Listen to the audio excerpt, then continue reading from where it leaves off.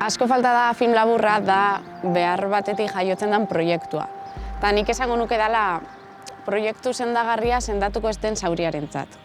Ze azken finean danok daukagu zauri hori modu batean edo bestean eta beharrezkoa da mina baretzen duen bitartean. Gure helburua da genero indarkeria ez mitifikatzea. Oso barneatuta daukagulako ezetza dela, baina ezetzik egon ez bada zer.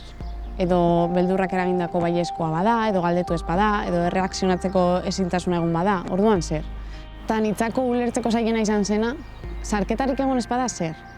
Kasu horietan ere bortxaketa da.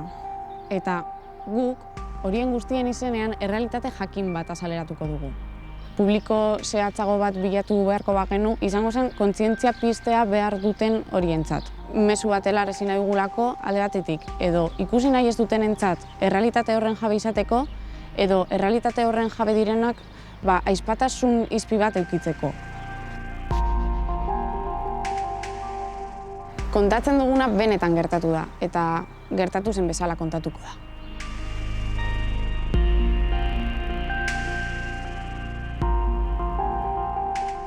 Proiektu hau crowdfunding baten bitartez finantzatu nahi dugu, kolektiboki sortutako ideia bat, kolektiboki gauzatzea gustatuko litzaigukelako.